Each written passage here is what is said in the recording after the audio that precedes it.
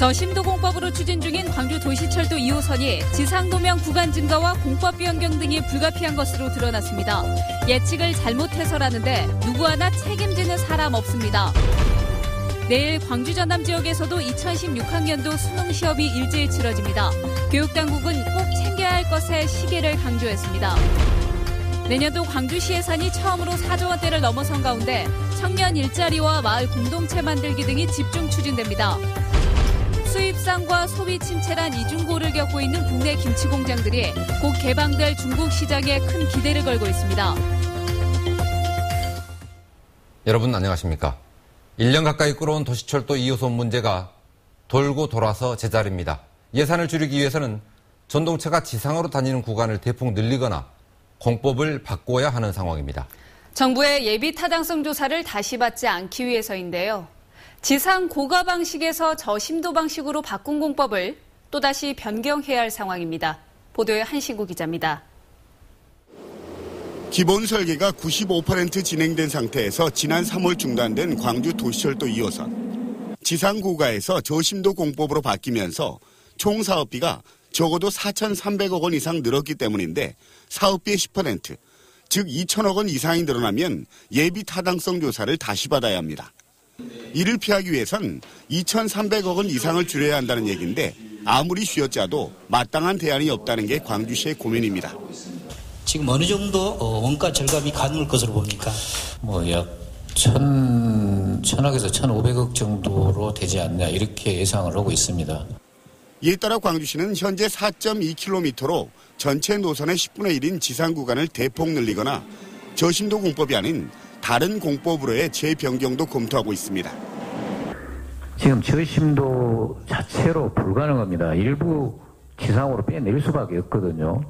그렇지만 지난 민선 5기 때 지상 고가에서 저심도 공법으로 바뀐 상황에서 또다시 건설 방식이 변경될 경우 행정의 연속성이나 신뢰성에 대한 비판은 피할 수 없을 것으로 보입니다. 그 시장의 어떤 도시철도 정책에 대한 어떤 구체적인 어떤 방향, 로드맵 자체를 제시해줘야 한다는 거예요. 결국 행정이라는 건 뭐겠습니까? 신뢰성이라든지 책임성, 또 일관성이 주어져야 될 거 아니에요. 광주시는 현 시장 임기 내 착공은 변함없다면서 오는 19일 기본 설계 경제성 검토 결과가 나오는 대로 2호선 건설에 관한 구체적인 방향과 일정을 내놓겠다고 밝혔습니다. MBC 뉴스 한신구입니다. 내일 수능 시험 앞두고 수험생과 학부모들 아마 긴장하고 계시겠죠. 하루 먼저 고사장에 있는 곳으로 배를 타고 나와야 하는 섬 지역 수험생들은 긴장이 더할 텐데요. 김진성 기자가 이들의 수능 원정길을 동행 취재했습니다. 섬마을 고등학교 기숙사가 이른 아침부터 분주합니다. 내일 수능을 치르는 3학년 학생 58명이 육지로 나갈 채비를 하고 있습니다. 그냥 뭔가 애들이랑 다 같이 나가니까 이게 수능이 아니라 수학여행 같은 기분도 들고 그래. 선생님과 후배들의 열렬한 응원 속에 쑥스러운 웃음을 보이며 학교를 나서는 학생들. 시험 당일 고사장 입구에서 응원전을 펼치지 못하는 아쉬움을 부두까지 모두 배웅하는 것으로 대신합니다. 도시에 있는 애들보다 많은 교육적인 혜택을 받지 못했는데도 불구하고 나름대로 준비한 것들이 참 많거든요. 근데 그런 것들을 많이 풀어서 애들한테 정말 좋은 결과가 나왔으면 좋겠는데. 목포까지 100길로 1시간. 바다 위를 달리는 쾌속선 안에서 수험표를 받아들고 나니 내일로 다가온 수능이 실감납니다. 인생이 하나뿐이다 보니 너무 감격스럽고 잘 보고 싶고 너무 흥분돼요. 육지에 도착하고도 또다시 숙소를 찾아가 하룻밤을 보내야 하는 쉽지 않은 일정. 컨디션 조절이 중요한 날이지만 학생들은 짐을 풀자마자 책장을 넘깁니다.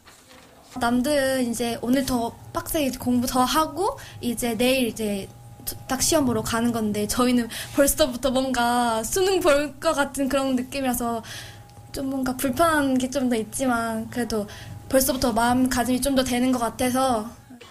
신안과 완도 등 시험장이 없는 섬 지역 학교는 전남에만 8곳. 올해는 180여 명의 수험생이 배를 타고 나와 낯선 곳에서 초조한 하루를 보내고 있습니다.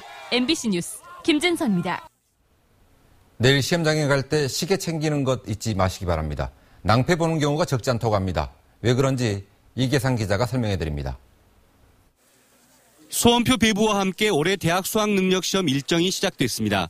수험생들은 시험을 치를 학교를 찾아서 시험장의 위치와 주의사항을 확인합니다. 시험장 안에서는 수능을 차질 없이 진행하도록 준비하고 벽에 걸려있는 시계도 말끔하게 떼어냅니다. 벽시계가 있으면 밤마다 차이가 있을 수 있기 때문에 벽시계를 띄고 가야 합니다. 수험생들은 평소처럼 벽시계로 시간을 확인할 수 없고 방송 통제에 따라야 하다 보니 당황스러운 상황이 발생할 수도 있습니다. 이 때문에 수험생들은 이런 손목시계나 시험 종료 시각을 알려주는 디지털 시계를 반드시 준비해야 합니다. 하지만 스마트 시계나 휴대전화는 시험장 안으로 절대 갖고 들어갈 수 없고 감독관이 지급하는 필기도구 외에 개인용 샤프 펜슬이나 볼펜 등은 쓸 수 없습니다. 시험을 치르는 과정에 주의할 점은 4교시 탐구 영역 시간에 시간대별로 정해진 선택 과목이 아닌 다른 문제지를 보거나 동시에 두 과목 문제지를 보는 것은 부정행위에 해당됩니다. 두 과목 내놨다가 부정행위 처리된 사례가 있었습니다. 그래서 꼭 4교시에는 한 과목만 내놓도록 하면 좋겠고요.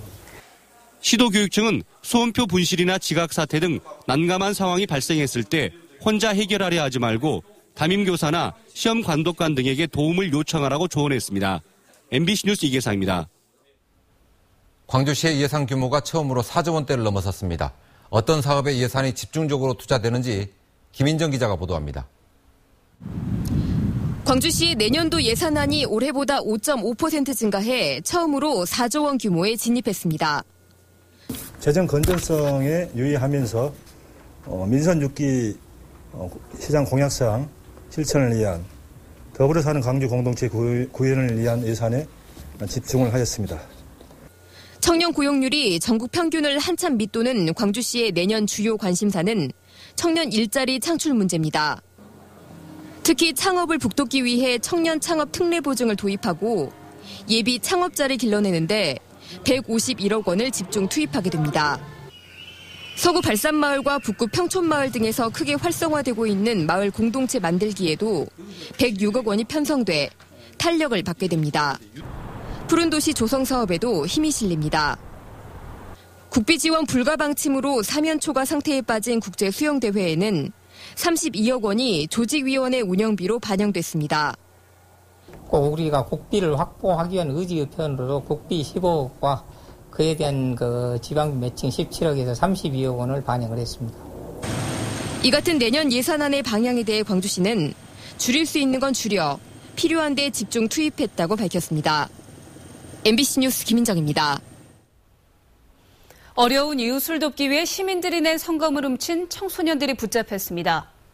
가출 청소년인들은 이들은 생활비 마련을 위해 범행을 저질렀습니다. 송정근 기자입니다. 남성 2명이 버스터미널 계단과 통로를 서성거립니다. 잠시 뒤 이들은 손에 무언가를 들고 지하주차장을 빠져나갑니다. 어려운 이웃들을 위해 시민들이 조금씩 돈을 모아둔 사랑의 모금함을 훔쳐 달아나고 있는 겁니다. 이들은 거리에 놓여있는 무인 모금함이 훔쳐가기 쉽다는 점을 노려 범행을 저질렀습니다. 지난 4일과 8일 모금함에서 각각 현금 14만 원과 30만 원을 훔쳤습니다. 모금함에 돈이 있는 걸 보고 사람이 없을 때 이걸 훔치면 좋겠다고 생각했는지 이해에 걸쳐서 범행을 하게 된 것입니다. 사랑의 모금함뿐만 아니라 이들은 교회와 찜질방 등을 돌며 휴대전화 등 350만 원어치의 금품을 훔쳐 달아났습니다. 법무부 보호관찰소에서 알게 된 이들은 집에서 가출한 뒤 찜질방 등을 돌아다니며 생활비를 마련하기 위해 이 같은 일을 저질렀습니다. 갈 데도 없고 돈도 없어서 그냥 훔쳤어요. 길 가다가 보이길래 들어가면 돈 생기겠다 하고 훔쳐갔어요. 경찰은 19살 백모군에 대해 구속영장을 신청했고 17살 김모군을 불구속 입건했습니다. MBC 뉴스 송정근입니다. 허성관 초대 광주 전남 연구원장이 임명 20일 만에 자진 사퇴했습니다. 허 원장은 오늘 열린 이사회에서 서면으로 공식 사퇴서를 제출했습니다. 지난달 20일 임명된 허 원장은 인사청문회 이후 부적격 논란으로 시도의회가 자진 사퇴 결의안을 채택하는 등 여론의 반발을 샀습니다. 한편 지난 4일 임명 강행 논란으로 물러난 김수삼 전 이사장 후임으로는 문순태 이사가 선임됐습니다. 국립아시아 문화전당 개관식에 대통령이 참석하라는 요구가 잇따르고 있습니다. 새정치민주연합 광주시당은 논평을 내고 문화전당 개관식에 박근혜 대통령이 불참할 것이라는 소식에 광주 시민들이 실망하고 있다며 전당의 위상이 추락하지 않도록 대통령이 참석해야 한다고 주장했습니다. 국회 교육문화체육위원장인 박주선 의원도 아시아 문화전당을 세계 문화의 집으로 만들겠다던 약속을 지키기 위해서라도 대통령이 개관식에 참석해달라고 촉구했습니다. 중국산 김치 때문에 시장을 잠식당한 국내 김치업체들이 역으로 중국 시장 진출을 시도하고 있습니다. 고급화 등 차별화 전략으로 접근하면 승산이 있다고 기대하고 있습니다. 문현철 기자입니다. 최근 볶음 김치를 중국에 첫 선적한 해남의 한 농협 김치 가공 공장입니다. 일반 김치도 대중국 수출 걸림돌이 사라질 것이란 소식에 큰 기대를 걸고 있습니다. 엔저로 일본 수출이 부진하고 국내 김치 시장도 이미 한계에 다다른 점을 감안하면 가뭄의 단비처럼 여겨집니다. 지금 현재 중국 수출길이 열리면 아무래도 시장 규모가 크고 또 인구가 많은 나라에 고품질의 어떤 김치라든가 배추를 찾는 수요자들이 많을 것으로 생각합니다. 그러나 넘어야 할 산도 높다는 지적입니다. 국내산보다 5배나 싼 가격 경쟁력을 앞세운 중국산 김치는 지난해만 20만 톤 이상이 수입돼 국내 시장의 30%를 잠식했습니다. 가격만 놓고 보면 중국 시장을 공략하기 힘들 수 있지만은 고급화와 안전한 먹거리 전략을 구사하면 승산이 있다는 전망입니다. 특히 한류 열풍에 국내산 김치를 잘 버무리면 중국에서 선풍적인 인기를 끄는 한국산 화장품에 못지않는 붐도 기대할 수 있습니다. MBC 뉴스 문현철입니다. 무소속 천정배 의원이 호남에서 정치혁명을 일으켜야 한다고 주장했습니다. 전 의원은 신당 창당을 기원하는 외곽 조직 새로운 길 창립 대회에서 이제는 야당이 변하리라는 기대도 버렸다며 낡은 것에 정을 떼야 호남의 미래가 열리고 대한민국의 새 길이 열린다고 말했습니다.